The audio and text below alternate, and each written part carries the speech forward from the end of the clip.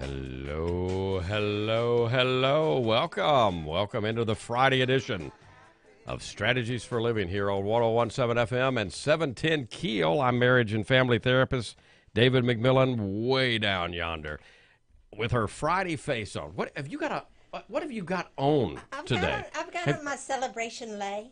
I was. Wait, I found it on the floor. I figured if Erin wore it this morning that I should wear it because she's kind of my idol. You know, so You are. Can You haven't hung around her enough. hey, Erin, Ruben said that, not me. PLPC Carla McCormick.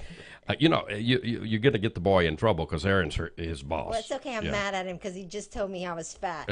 Well, he didn't say that. today. He didn't exactly say that. He said he had the wide-angle lens on you. Well, Yeah. That was a fat joke to me. It's Yeah. the wide angle camera. I'm going to show everybody watching. It shows everybody in the studio. Look, There you 'cause go. it's got a There wide you angle. go. Okay, that's the wide angle right there.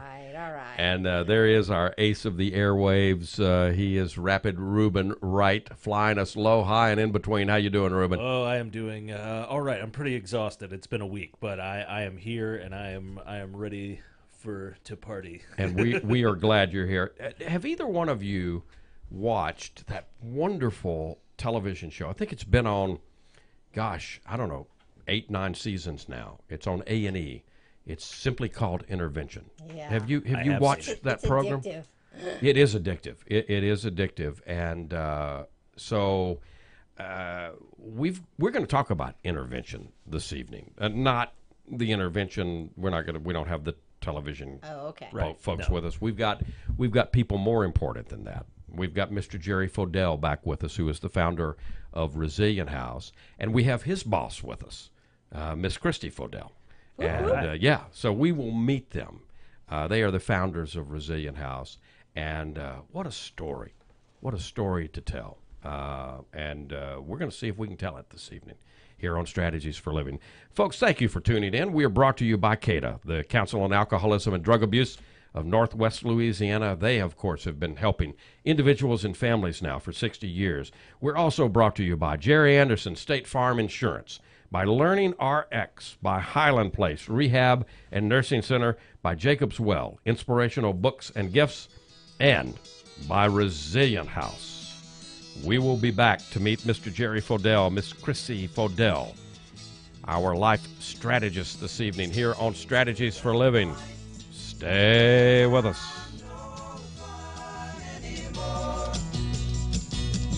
I am sorry. If we're talking addiction prevention,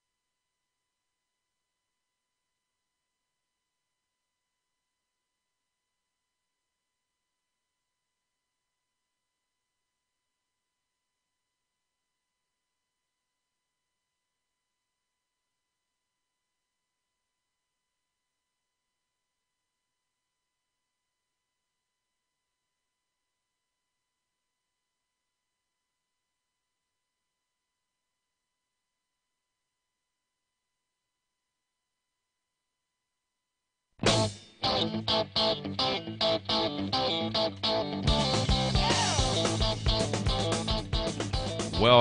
back. Welcome back into 101.7 FM and 710 KEEL. Welcome back into Strategies for Living. PLPC Carla McCormick, marriage and family therapist David McMillan. Let's welcome to the program now the founder, one of the founders of Resilient House. He was 30 years in industrial construction in the oilfield services business, the former president of J.C. Fodell Energy Services, operated out of Shreveport and 12 other states, employed over 2,000 employees. Mr. Jerry Fodell, welcome to Strategies for Living. Mr. Fodell. Thanks, sir. And let's introduce your Chief Executive Officer. Sure. And she is also one of the founders of Resilient House, former chairman of J.C. Fodell Energy Services, and that made it one of the largest women business enterprises, WBEs, in the nation. Married to this guy for 28 years. What a lucky guy, I tell you. Yes, sir. And they were high school sweethearts. And got two boys, Sam and Craig. Let's welcome Mrs. Chrissy Fodell. Mrs. Fodell, welcome. Thank you. Glad to be here. So, wow. Now, Chrissy, I know you listened the last time Jerry was on, as he told his incredible story, which led to Resilience House. But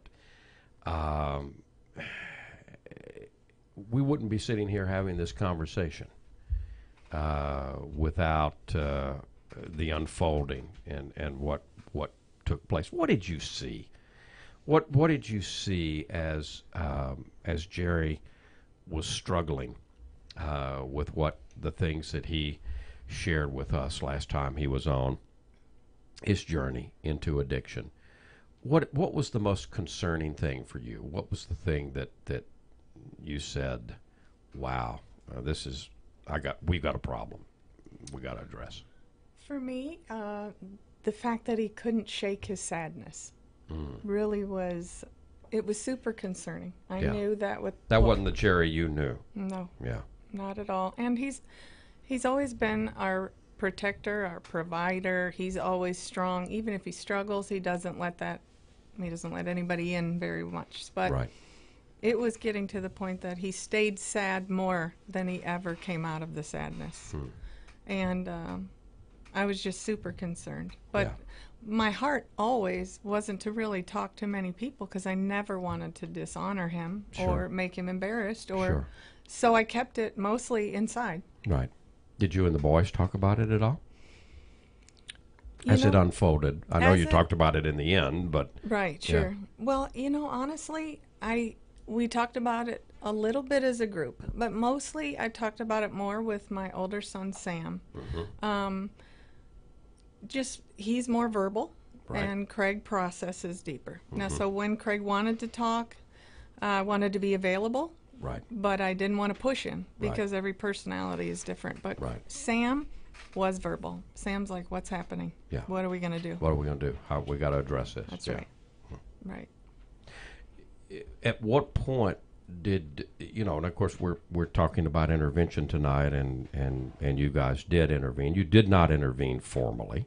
Correct. Yeah, you had an informal intervention, which just basically Jerry and you and the boys were there. There probably was another entity that was involved, but you couldn't see. Correct. You couldn't see it. I sure could feel it. Yeah, yeah. How did it? How did you start it? What did you say to start? Well, I was truly afraid, to be honest with you, because, like I said, I never wanted to embarrass him, so I didn't want to do what the only thing I've ever seen is television. Right. Right. So let me had you seen the show Intervention? Absolutely. And by the way, anybody, I started the program asking Carla and Ruben if they had seen the show. It is an addictive show, and by the way, it's a very real show. Right. I mean, it is a very they show it particularly, and you've ended up meeting some of the cast of that show.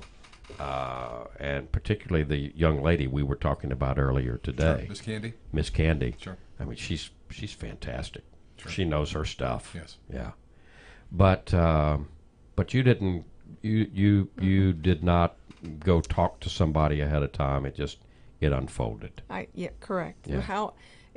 I would talk to Jerry and try to say, I think you need some help. We need to get help. This is bigger than we are. And he would say, I'm not hurting anybody but myself. You don't need to worry about me. So I didn't want to push him too hard, but the way that it particularly happened that day was there was a problem at work, and someone called and said, I've tried to call Jerry 3 times. Can you help me? I can't seem to get a hold of him. Maybe relay this message. And in a bizarre way, internally, I said, this is my chance. So I said, why don't you come to the door and help me talk to him yourself? Wow. And so our friend came to the door and said, what do I do with this such and such, this lawnmower that's got this happening? And I said, well, come in and try to wake him up.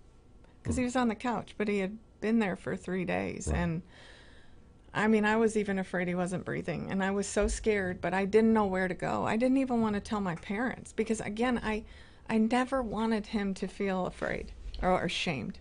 And that's the other side of this, isn't it? That a couple of things that I think we need to bring out here, and that is the entire family feels this. Addiction is a family disease. Mm-hmm. Absolutely. And I mean, you're doing what you're doing, Mm-hmm. and you're in some form of denial Sure. and manipulation. Absolutely. I can handle this, Right. But meanwhile, not everybody has the alcohol and the opiates in them. Right. Yeah, they're not able to sleep on the couch all day and then on and off, and they've got to deal with the reality of life that goes on. And the internal war that's happening, like inside me, is I want to help him. I don't want to push him.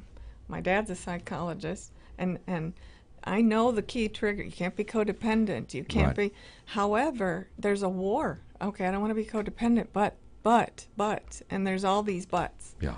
It just felt like this is a safe time, and I have to do it now.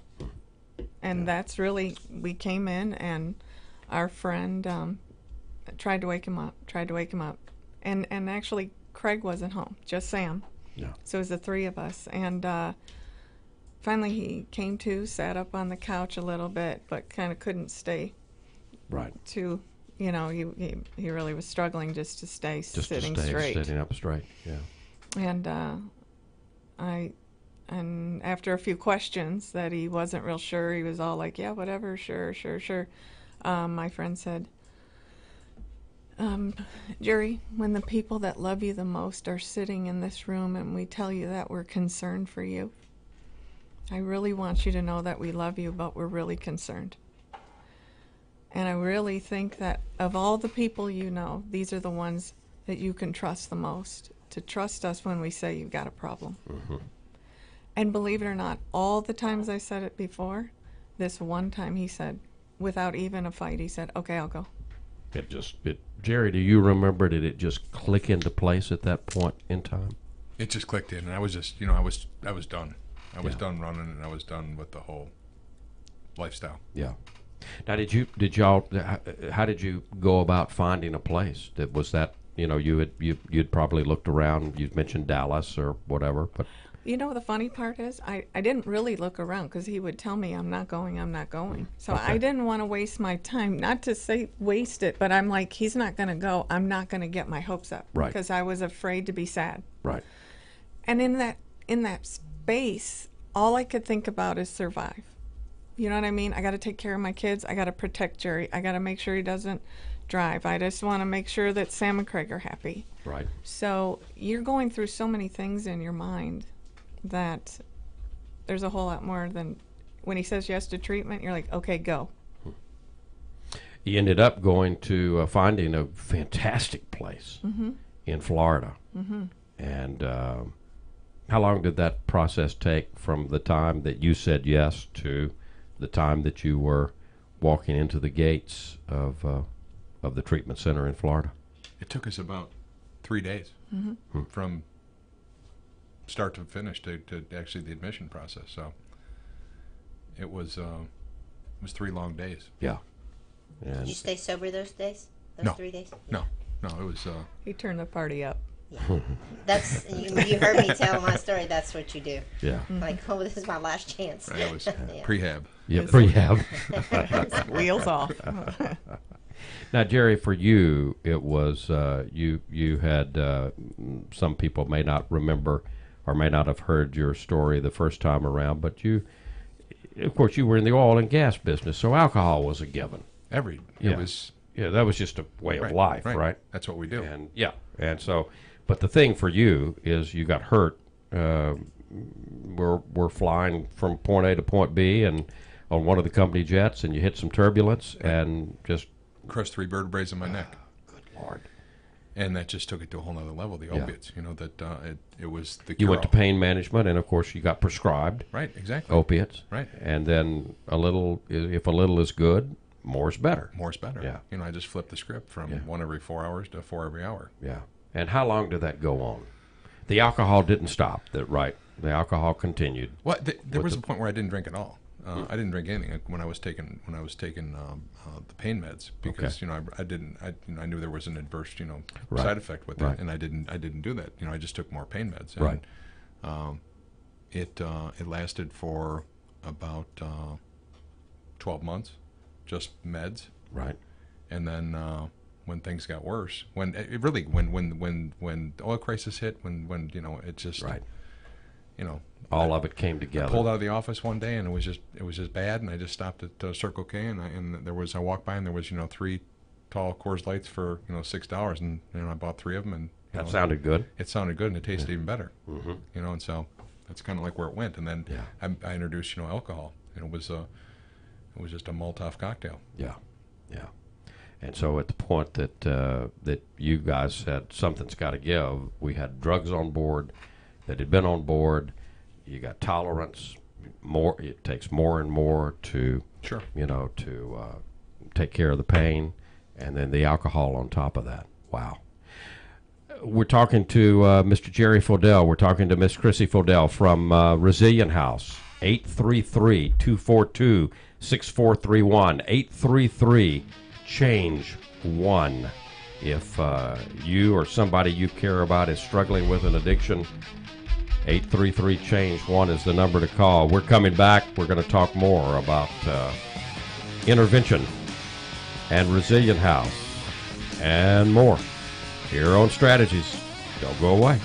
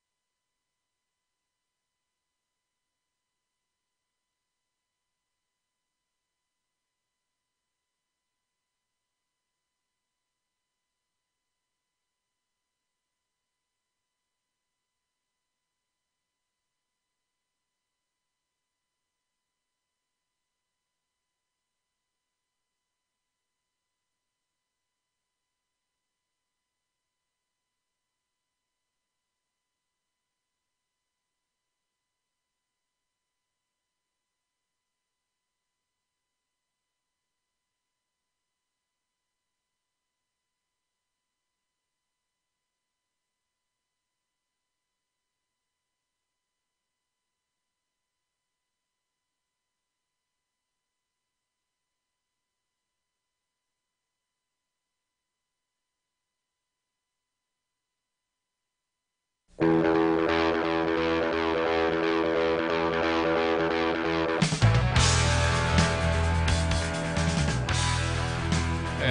welcome back. Welcome back into 101.7 FM and 710 KEEL. Marriage and family therapist David McMillan, PLPC, Carla McCormick, and the Fodells with us today. Mr. Jerry Fodell, one of the founders of Resilient House, and Miss Chrissy Fodell, one of the founders of Resilient House. What a wonderful place. My goodness, 17 acres of pristine retreat. I don't know what else to say. The first weekend that back in February, the first weekend that I walked on that campus and saw, I couldn't believe what I was seeing. I could not believe what I was seeing. It looked like somebody had. I wondered if a UFO had come around and taken 17 acres of a treatment center in Florida or California or Arizona, and just plopped it down in West Freeport. What in the world is going on? It's just beautiful. So the intervention obviously worked. You went into treatment. Sure. You talked about this the last time you were here. It wasn't all rainbows and roses, especially at first, right? Not at all. Yeah. Not at all. It was an extremely tough process. We pulled up to a facility, and it was completely different what I thought it was, and I was like, I had the brakes run. I was like, there was no way I was going through the door. Yeah. But through the grace of God, that I did get through there, and I did enter. But it was, it's you go from being in charge of everything to being in charge of nothing. Yeah. Yeah. To being strip searched. Yeah. Yeah. So you were an executive, sure. And you knew what it was like to tell somebody to do this, tell somebody to do that, tell somebody to do another thing, and they went and did it. Right. And then get my jet ready. Right. And you went from that to, all right, strip down, we got to search you. Right. Yeah. Right. Pretty drastic. Extremely. What was that like for you and the guys? You're just all over the place. Yeah. You really are. It's the craziest emotional thing. Now, you're dealing with different personalities. So at first he's like, yeah, I'm going to go. I need help. And there's a celebration in your heart of like, oh my gosh, thank you, God. Yeah. And we lived half of our time in Florida at the time. Sam went to college there, and so we had a house there for years. And so when we picked Florida, I was like, this is great because I can ideal. live there. Right. I'll be there. I'll drive back and forth. It's an hour and a half from our house in Lakeland. And but the closer we got, everyone's emotions begin to change. Craig says, can't we just keep this between our family? Yeah. Do we have to do that? Because really he said that because Jerry's like, I'm not going to go now. I changed my mind. I don't want to go. Yeah. And I'm like, oh no, we are going, brother. So and Sam's like, pull the CEO. That's card. right. Yeah. Full speed ahead. Sam was like, we are going. So that was the longest drive. But when he get there, he said, I'm not going in. So I said, well, I'm going in. And everyone's negotiating. Like Craig's like, well, I'm going to stay with Dad. And Sam said, well, I'll walk in with you, Mom. And the funny thing was when we first walked in the door, the security guard said, he's here. And I said, yeah, Jerry Fodell. And they said, okay. And they looked at Sam, the security guards, and this woman that was helping us and said, Jerry Fodell. And Sam goes, no, that's not me. Sam said, I was waiting for a dart gun, and Dad would let me go. You know what I mean? And so he said, we'll get him. So we got him, and we came in, and it's a really scary process. Yeah. I mean, really, that's why we wanted in our facility to make it like you're coming into a home, because I know what it's like to sit on the other side. Yeah. I was so scared. I mean, he might really be a jerk, because he was when he was checking in. I mean, he was belligerent and angry and sad. I just can't imagine that. The Jerry that I know. But in that same moment, as mad as you are as the spouse or the mom or the family, you are like, he is my jerk. Right. Right. And You're not going to mess with him. You are not. Yeah. And I kept saying, I know he's really this, but he's worth it. You Yeah. know, I know that he's saying this, but he's worth it. I mean, Right. just if you just hear him, but you're all over. Yeah. I mean, you're all over the place. Yeah. Yeah. So, What was it for you, Chrissy, that, what gave you peace at that point in time? How did you get peace? I know I'm doing the right thing. I know Jerry's in a good place. I know he's in the right environment, the right place. well, you know, one of the really cool things is Angie, who works for us, the admin. She warned me. She said she was so wise. She said you're going to want to take all these credit cards, so when he's mad, he can't leave. Especially this black one. Yes, and literally. And she said you're going to want to take this, and you want to take his money. You want to do that. And she said, now listen, he's going to call you, and he's going to tell you this is the worst place he's ever been. Everybody's mean to him. You know, he's going to tell you the food's the worst it's ever, because he's going to hate it. Yeah. Yeah. But you are going to have to be strong. You need to make up your mind now that it's better for him to be here than out there. Right. You need to decide that before you go. Right. And you think that you're tough and strong, but you're like, if I'm telling you, I had to hear that from her, because guess what? All that happened. And you're on the other side. And it's an emotional roller coaster. When I first left and we get home, there's that first moment of like, oh my gosh, I can sleep. Because, you know, when he was on opiates, I don't know much about all that, except for he never slept. So I was always worried. Right.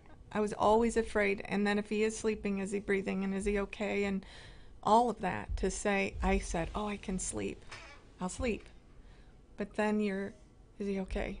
Yeah. You're weird. You're in another place. So when I got home and I was in bed, then it flipped, and the both boys are mad at me. Like, even Sam was like, how did this happen? Right. How did you let him? How'd you let this to happen? Yeah. And I said, he's an adult. I mean, we're all over. And I remember laying in the bed, bawling, crying. And I'm telling you, like I'm there now. And, oh man, I'm like, God, are you serious? I mean, I didn't make these choices, yet I'm here. Yeah. I mean, how does this happen? And we don't have this kind of a family, and we don't make these and in that moment, I promise you, I knew that God put in my heart, there was just this moment of, I will not waste this pain. I will not waste this pain. When we succeed, when we get to the other side, Not if, but when. when we do, I will tell everyone this is Jesus. And I kid you not,